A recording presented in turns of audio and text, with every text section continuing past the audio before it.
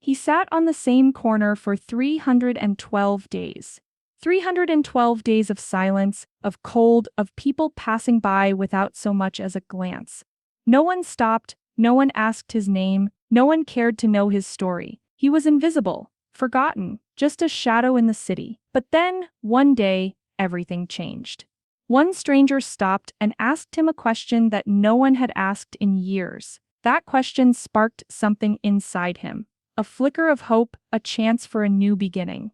This is not just a story about a homeless man, it's about a veteran who fought for his country, only to be ignored by the very people he protected.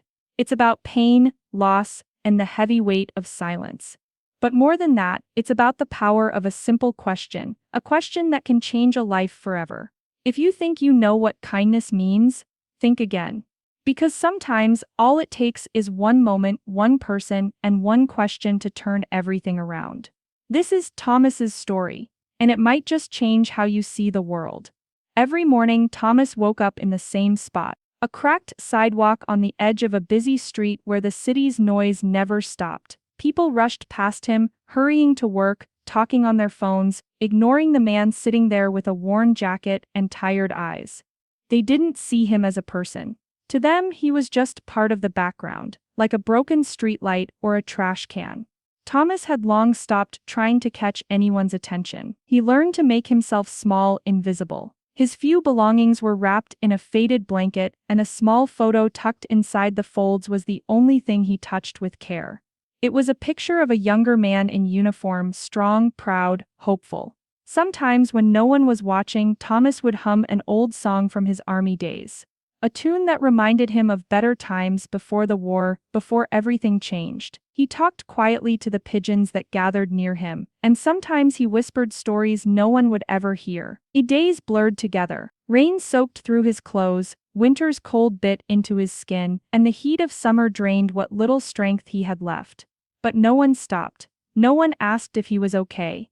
No one said hello. He wasn't just homeless. He was a man who had given everything and was left with nothing. He was Thomas, a veteran, but on the streets, that title meant nothing. To the world, he was just another face in the crowd. Forgotten, alone, until one day, something changed. It was a cold, rainy afternoon. The kind of day that seeps into your bones and makes you want to disappear. Thomas sat huddled under a torn piece of cardboard, his head down, trying to stay dry. People hurried past, their umbrellas like shields against the world and against him. Most days no one even looked his way. But today something different happened. A woman stopped, not just for a moment, she stopped and stood right in front of him. Her eyes met his, steady and kind. No pity, no fear, just a quiet, real look. Thomas looked up, surprised. It had been so long since anyone really looked at him, he almost didn't know what to do. "Hi," she said softly. "I'm sorry if this sounds strange, but what's your story?" He blinked, confused. Not a question he'd heard in a long time. Usually people ignored him or shouted insults. No one asked about his story. At first, Thomas wanted to turn away. He was used to silence.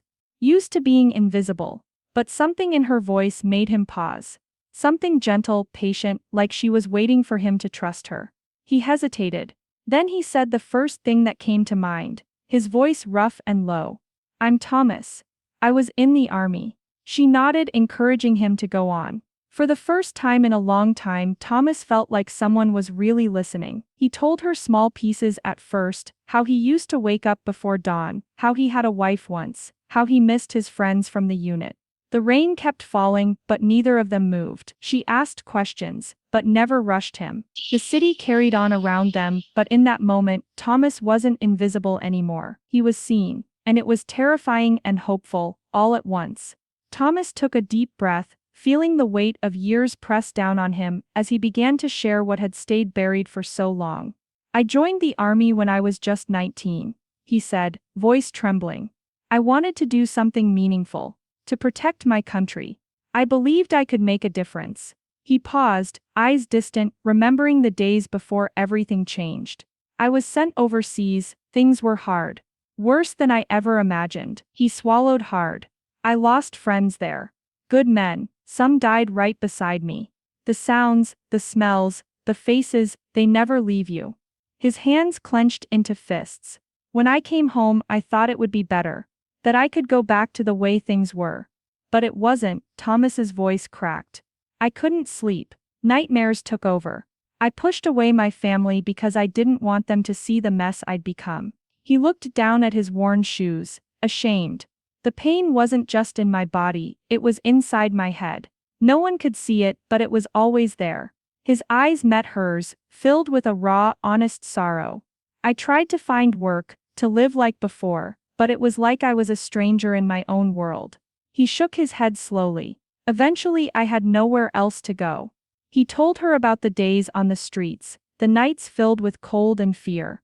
About the times he wished he could disappear completely. But through it all, the woman listened. No interruptions.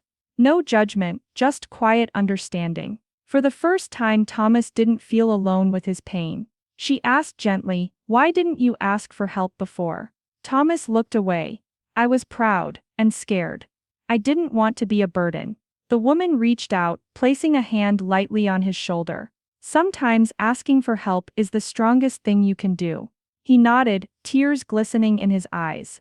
In that moment, Thomas realized that maybe, just maybe, this stranger wasn't like the others. Maybe this was the chance he had been waiting for. The woman looked at Thomas with steady eyes, her voice soft but firm. "If I gave you one chance, would you take it?" Thomas blinked. His heart pounded in his chest. He wanted to say yes, but years of disappointment made him hesitate. Could this really be real? "I don't know," he whispered. "I've tried before and failed." She smiled gently. "It's not about what happened before. It's about now. One chance. One step." She reached into her pocket and pulled out a small card, handing it to him carefully. "This is for a place that helps veterans like you, people who've been forgotten but deserve a second chance." Thomas stared at the card, the words blurred by tears. For the first time in a long time, hope stirred inside him. He looked up and met her eyes.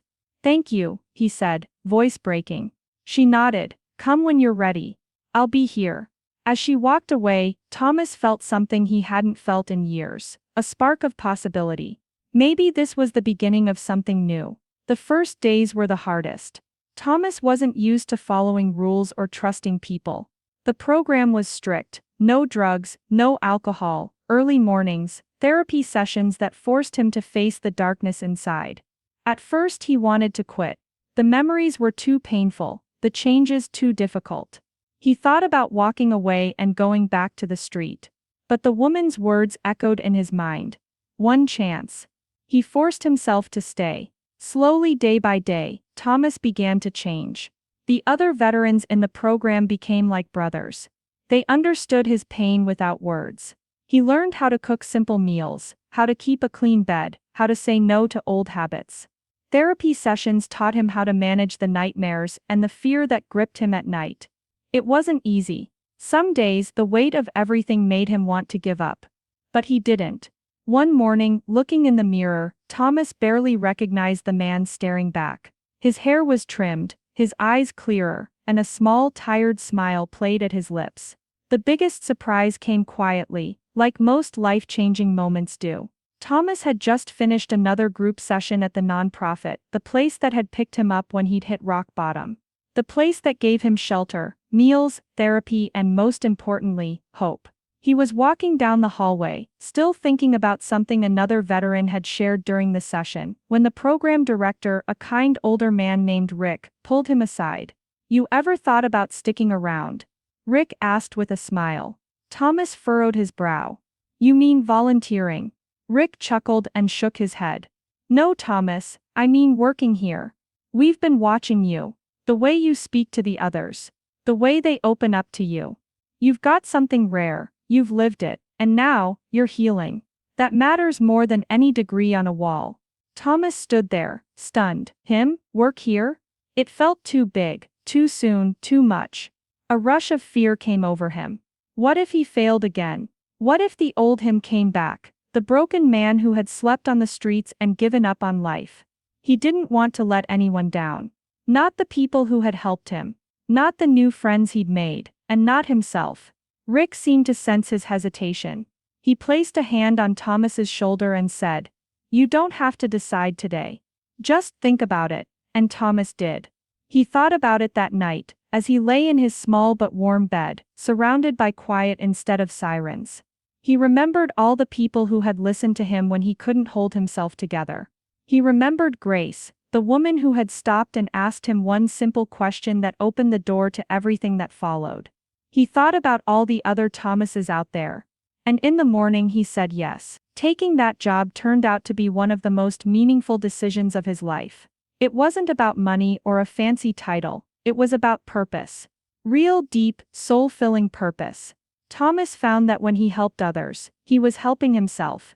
Every conversation with a struggling veteran reminded him of how far he'd come, and how important it was to never forget what it felt like to be alone. He didn't preach or try to fix anyone. He just listened. He listened to the pain, the shame, the memories, the silence between the words. And then he shared his story. The good, the bad, the broken parts. He told them how he almost gave up, and how someone believed in him when he couldn't believe in himself. That's all it took. Just being honest. Just being real. And slowly, the same way he had once found hope, others began to find it too. He watched men sit a little straighter, smile for the first time in weeks, say things they hadn't dared to say out loud before. It wasn't magic, it was connection. For the first time in years, Thomas felt truly alive. Not just existing, living. Then one afternoon, almost exactly a year after the day Grace had stopped to speak to him, Thomas found himself walking down that same street. He paused at the corner, the place where everything had changed, where he had once sat, cold and silent, hoping the world would see him. And now he stood there tall. Clean clothes, clear eyes, and a quiet confidence that came not from having it all together, but from surviving. He was no longer invisible. He was no longer broken. He was no longer the forgotten man. He was someone with purpose, with peace, and with a new kind of family. And just as he was about to walk away, something caught his eye. A young man, sitting on the ground, hunched over, worn jacket, tired eyes. He looked just like Thomas once had. Without thinking, without fear, Thomas walked over. He knelt beside him, and gently said, "Hey, what's your story?" "Hey," Thomas said softly, his voice calm and warm, like the way someone speaks when they've been through the storm and made it out the other side. "What's your story?" The young man sitting on the cold concrete didn't respond right away. He looked up slowly, as if he wasn't sure those words were meant for him. His eyes were tired, sunken, full of the same pain Thomas once carried. That haunted, distant look. Like the world had turned its back on him one too many times. Thomas didn't rush him. He just stood there, waiting, offering the kind of patience that most people don't give. The young man blinked, his lips parted slightly, confused. "What?" he asked. Thomas smiled, gently, kindly, the same way Grace had smiled at him that rainy afternoon not so long ago. "I asked what your story is," he said again. "If you want to tell it." Silence hung in the air for a moment. The noise of the city buzzed behind them. Cars, footsteps, voices. But in that small space between them, there was quiet. A kind of quiet that said, "You matter." And slowly the young man nodded, still unsure, still guarded. But something shifted in his eyes. Someone had finally seen him.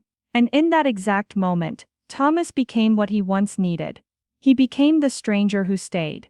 The one who didn't walk past. The one who didn't pretend not to see. It was a full circle moment, and Thomas felt the weight of it deep in his chest. He remembered what it felt like to sit on that cold pavement, ignored, judged, forgotten.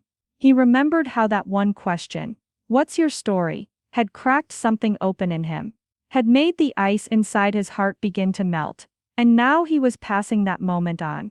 Not because he had to, but because he knew how much it meant. Because his journey hadn't just been about survival. It hadn't just been about getting back on his feet. It had been about purpose. About turning his own pain into something bigger than himself. Thomas understood now that some people aren't looking for a handout. They're looking for someone to care. Someone to ask. Someone to listen. And in doing that, by simply stopping and seeing someone, he was offering something far more valuable than money or food. He was offering hope. He was offering dignity. That to him was the greatest victory, helping someone else feel human again, giving them a chance to speak, to breathe, to begin again. As he sat with the young man that day, Thomas realized something else. His story was no longer just his. It now carried the strength of every person who had helped him, believed in him, stood by him. And it carried the memory of the woman who had started it all. Grace. There was one last thing Thomas had learned about her. The woman who had stopped that rainy day, when no one else had. The woman who saw him not as a problem, but as a person. She wasn't just a kind stranger. She had a story too. And that story changed everything. She wasn't just anyone. The woman who stopped that day, who saw Thomas when no one else did, had a story of her own. A quiet pain she carried every single day. Her name was Grace. And once not too long ago, she had a brother named Daniel. Daniel had been a soldier too. Brave, strong, full of life. He had the kind of laugh that filled a room and a heart that always protected the people he loved. Grace used to think he was unbreakable. But war changes people. And when Daniel came back home, he wasn't the same. He smiled less. He barely slept. He jumped at loud noises. He never talked about what he saw. But sometimes, Grace would find him sitting in the dark, shaking as if the shadows were chasing him. She tried to help. She begged him to see someone, to talk to her, to just let her in. But Daniel, like so many others, kept it all inside. "I'm fine," he would say. "I just need time." But time didn't heal him. It only pushed him further away. Eventually he stopped answering calls. He didn't show up to birthdays, to holidays, to anything. Then one night, Grace got the call that shattered her world. Her brother had been found in a shelter, cold and alone. He didn't make it. He had died homeless, without a friend beside him. Grace never got to say goodbye. The guilt stayed with her, every day. She wondered what more she could have done, what she missed, and why he never told her how deep his pain really went. After his funeral, she made herself a promise. She would never let another veteran fade into the background again. She started volunteering at shelters, then working with nonprofits. Eventually she helped build a program, just for people like Daniel. Veterans lost in a world that didn't know how to help them. So when she saw Thomas sitting on that street corner, his eyes distant, his clothes thin against the cold, something inside her broke all over again. She didn't see a stranger. She saw her brother. She saw what could have been saved, if only someone had reached out. That's why she stopped. That's why she asked him that one question. "What's your story?" Because she knew the difference one moment could make. Helping Thomas wasn't just kindness. It was healing. It was her way of making sure Daniel didn't die for nothing. That his life and his pain would help someone else rise again. And through her compassion, something beautiful happened. Both their stories, Daniel's and Thomas's, found a new life. Thomas carried their legacy forward, with every step he took toward healing, with every veteran he helped, with every person he stopped to ask the same question. What's your story? He knew now that sometimes healing doesn't come from big things. Sometimes it begins with a small moment. A voice that doesn't walk past. A stranger who stays. Sometimes, all it takes is one person. One person willing to stop. One person willing to listen. One person willing to believe in someone who has forgotten how to believe in themselves. And sometimes, that's all it takes to save a life. Thomas was living proof of that. His life was a reminder that even the most broken hearts can still beat again. That even the most forgotten souls can find their way back. If Thomas's story touched your heart, please like this video and leave a comment below. Share your thoughts, your own experiences, or simply say hello. You never know who's reading and needs to feel seen today. Don't forget to subscribe for more real emotional stories that show the power of kindness, hope, and second chances. And if someone you know is going through something, please share this video with them. Because sometimes, one small act of care, one question, one moment, is all it takes to change everything. Thank you for watching.